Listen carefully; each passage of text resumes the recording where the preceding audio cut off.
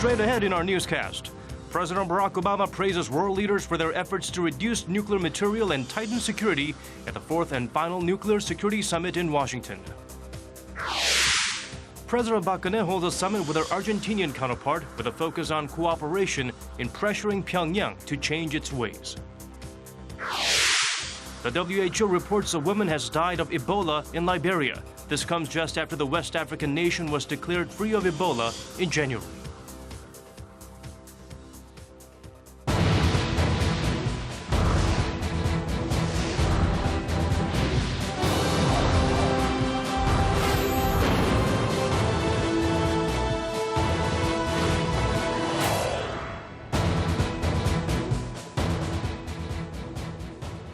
Good morning to our viewers in Korea and hello to those of you tuning in from around the world. I'm Daniel Che with this hour's newscast. Today we start by focusing on the 2016 Nuclear Security Summit in Washington.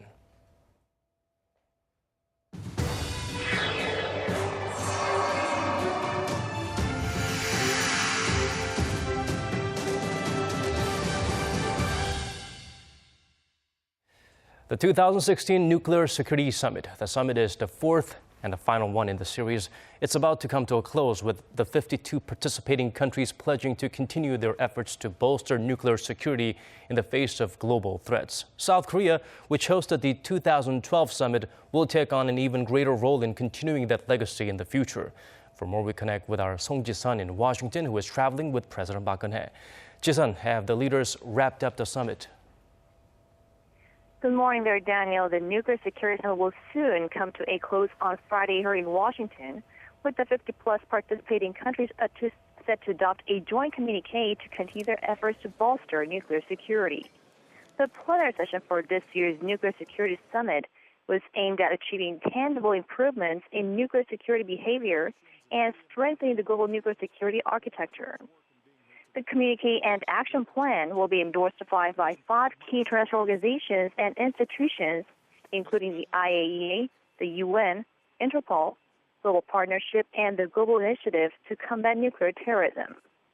In a speech she gave during a working lunch, President Park Geun-hye stressed the role of those international agencies in nuclear security and said the cooperative network established through the Nuclear Security Summit must go on.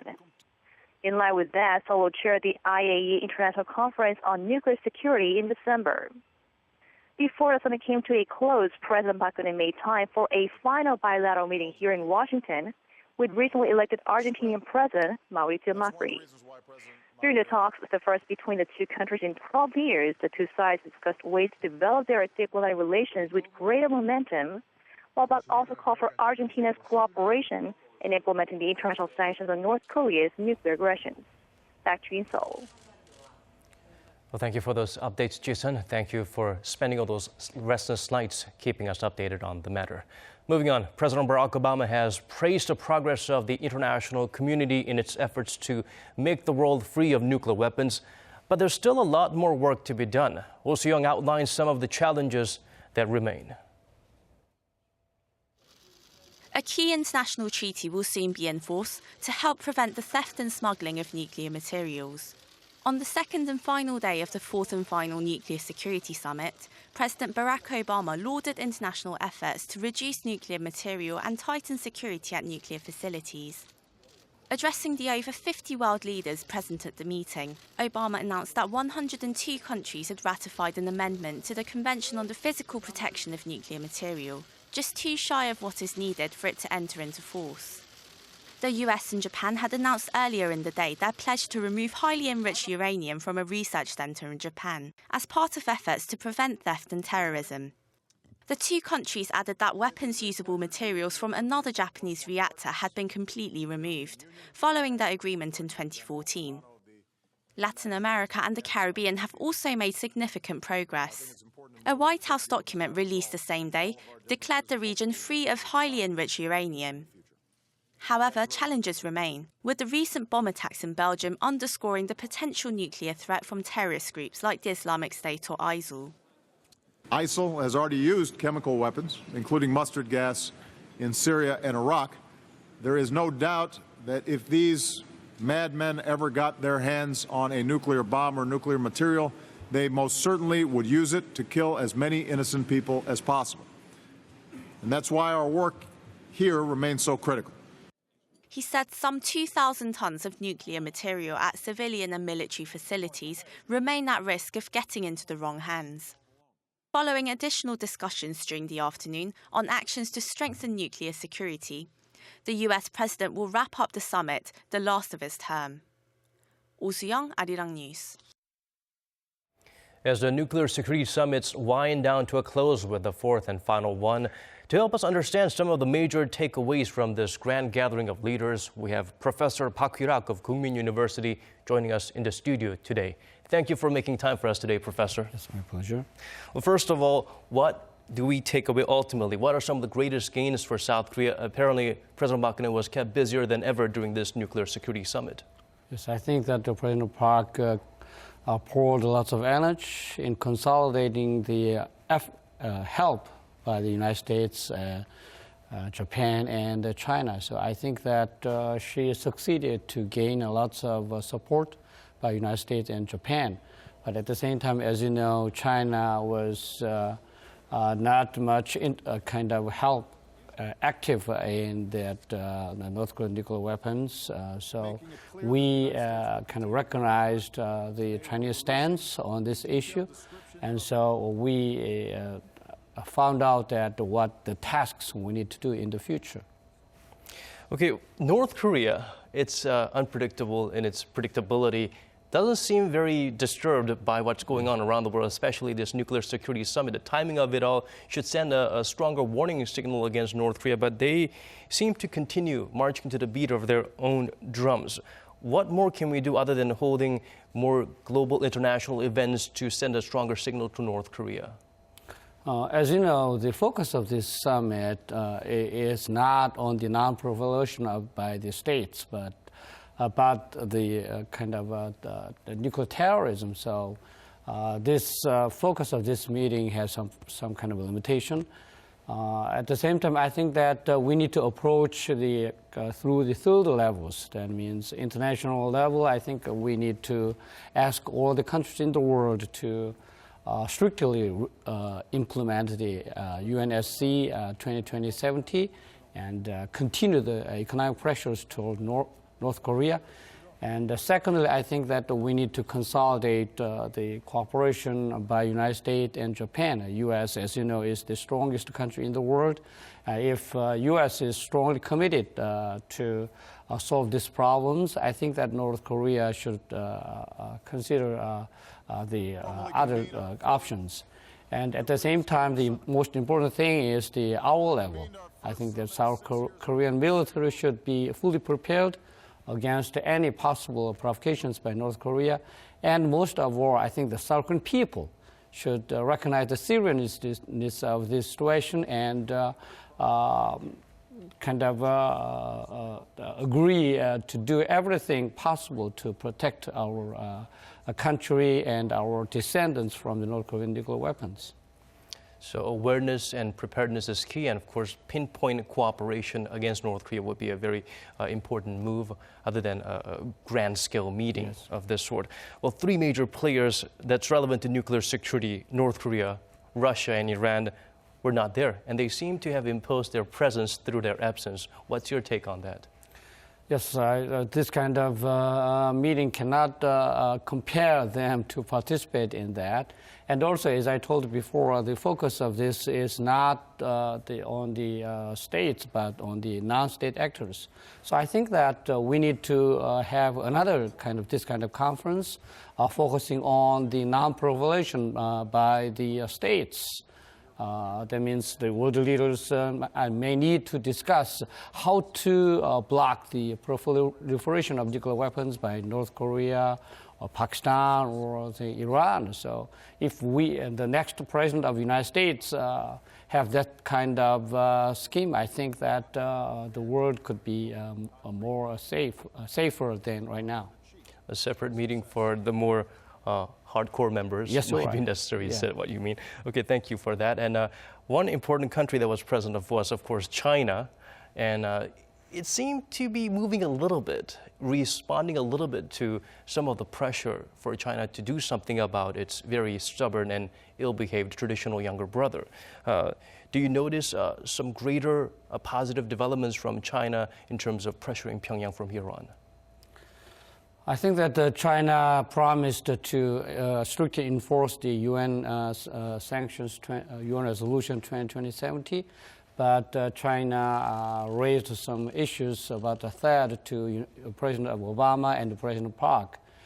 And as a military researcher, I conducted some kind of in-depth and thorough research on that issue, but I could not find any kind of aspects which could threaten the Chinese nuclear deterrence. So I'm a little doubtful why Xi Jinping raises this kind of questions all the time. That means that many military experts in the world will know what the THAAD can and what THAAD cannot.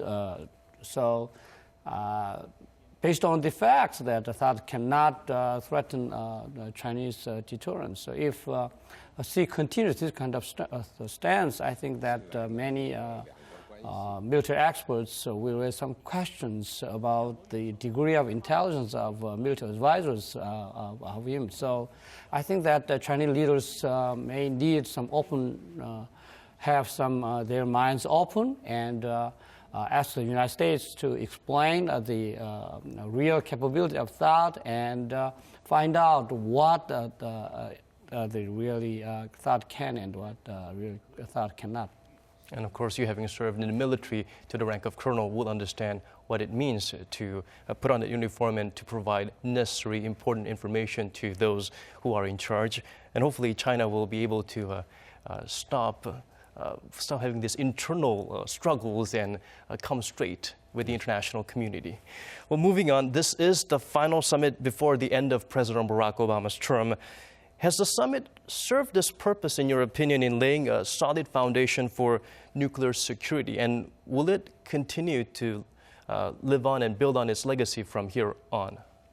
Yes, as Obama said, that it may contribute to the kind of blocking of the terrorists to get some nuclear materials by the countries. But as I told before, the more important thing in the world is the proliferation of the nuclear weapons by states. So without that kind of issues, solving approaches, the world may not be safer than right now. So I think that this terrorists thing could be handled by the IAEA after this meeting. But I think that world need to be united again, how to block the proliferation of nuclear weapons by North Korea, Iran, or other possible nations. Right, a very positive demonstration of how the world leaders who are extremely busy could make time, get together, and work on this very urgent issue together. Well, thank you so much for your time and your expertise on this very tiring Saturday morning, Professor Hwee-rak. Yes, thank you.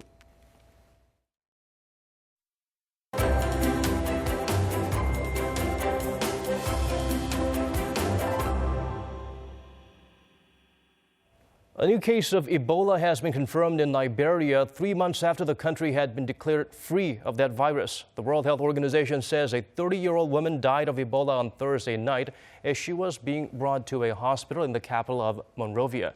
An investigation is underway to track the source of the transmission.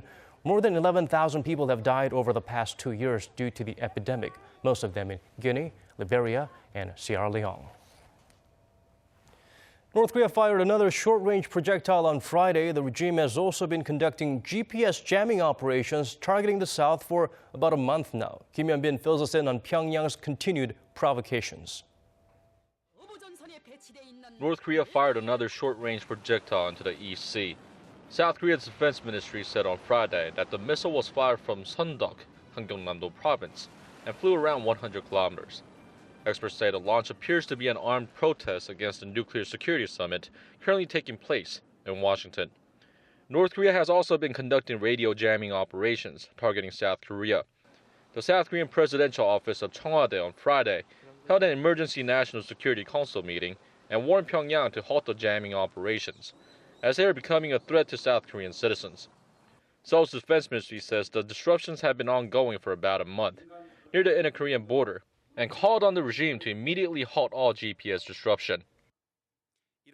North Korea needs to immediately halt its GPS disruption activities as it violates the Armistice Agreement and the International Telecommunications Union regulations. The disruptions could affect mobile phones, civilian planes, and ships that rely on GPS for navigation. The Ministry of Science, ICT, and Future Planning said on Friday that 58 civilian airplanes and 52 vessels were affected, but that no significant mishaps were reported. South Korea's military says that the disrupted signals are coming from 4 different parts of the border, including Haeju and Mount Kumgang. The North possesses 10 different kinds of GPS jamming devices and conducted its first operation in 2012. A military official says that the GPS jamming is most likely aimed at the ongoing joint Korea-U.S. military drill, which runs through the end of April.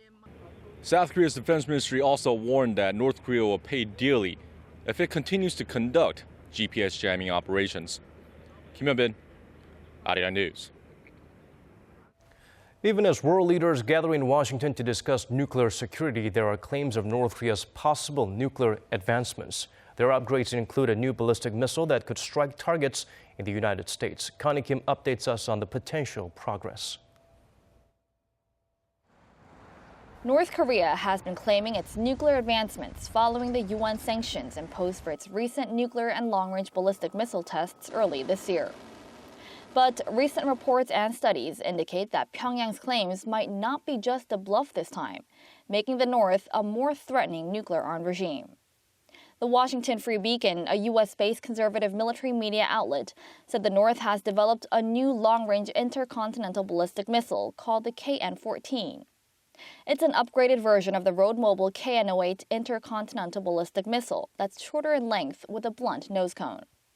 Although the new KN-14 has not been flight tested, the ICBM is estimated to have a range of 8,000 to 9,900 kilometers, capable of striking the U.S. mainland. Adding to the growing concerns, a scholar from South Korea's Science and Technology Policy Institute said Pyongyang could launch a military unit solely dedicated to developing nuclear weapons.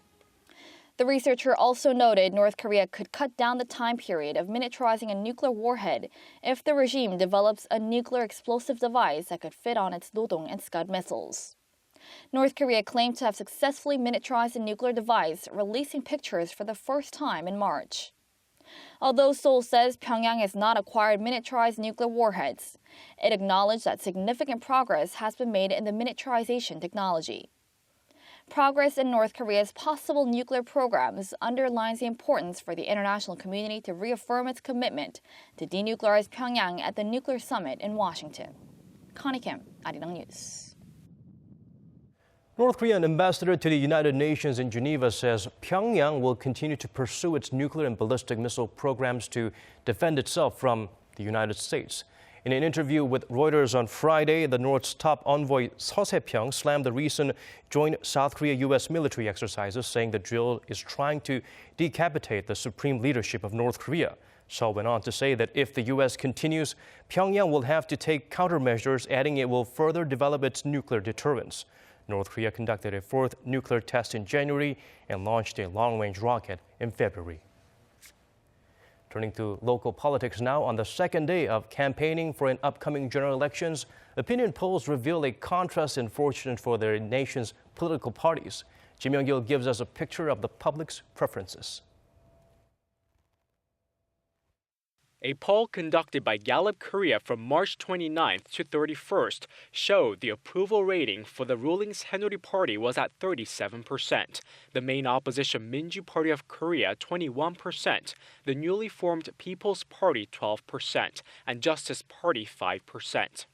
The conservative Saenuri Party's approval ratings edged down from 39% a week earlier due to a recent factional feud over nominations. The approval ratings for the opposition bloc, the Minju Party and the minor opposition Justice Party remain unchanged compared to last week. However, the newly minted People's Party gained support, up 4 percentage points from a week earlier. When asked which party voters would cast their ballots for in their respective districts, the Saenuri Party garnered 34%, Minju Party 21%, People's Party 8%, Justice Party 3%, Independents 6%, other parties 1%, and undecided 27%. But the figures may change if opposition parties manage to forge alliances to push a single opposition candidate in certain districts and avoid splitting Liberal votes. When asked if they will vote on election day, 72% said yes, 10% responded likely yes, 7% said no, and 5% probably not.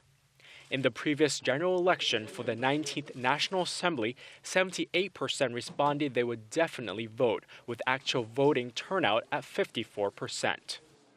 Political watchers say the polls are subject to change based on voters' perceptions about candidates' policy proposals and their ability to deal with pending issues in a forthright manner. Kim Young-git, ARIRANG News. Over in Vietnam, a tour bus collided with a truck Friday morning, killing 1 Korean and injuring 2 others. According to a Korean Tour Guide Association operating in the Southeast Asian country, 22 passengers were on board when the accident occurred in the northern province of Hai Dung, east of the capital, Hanoi.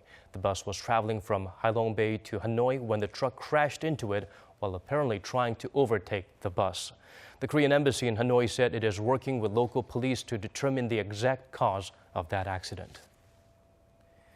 Turning to other parts of our world, Myanmar's new National League for Democracy government clashed with the country's military on Friday over the approval of a new bill that gave Aung San Suu Kyi a powerful government role. Members of parliament from the military sought to block the bill, which gives Suu Kyi the title of a state councillor. They said that the bill is unconstitutional, pointing out that the new position concentrates too much power in the hands of one individual. Despite military resistance, the bill passed and moved to the lower house for debate on Monday.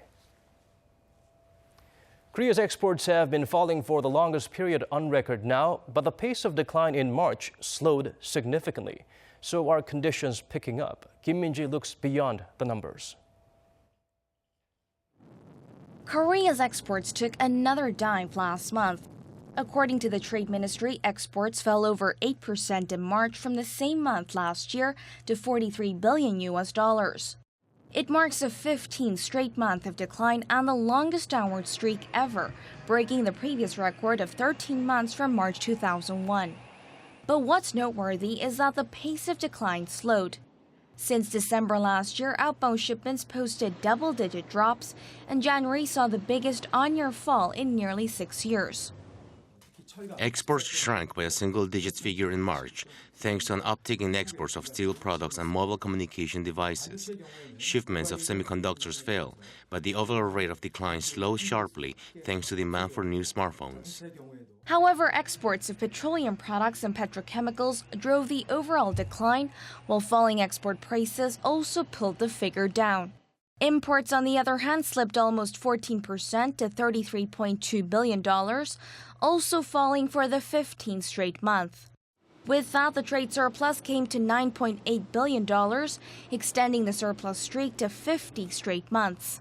Like previous months, what's worrisome is that the surpluses have mainly been driven by a sharp decrease in imports, rather than an increase in exports.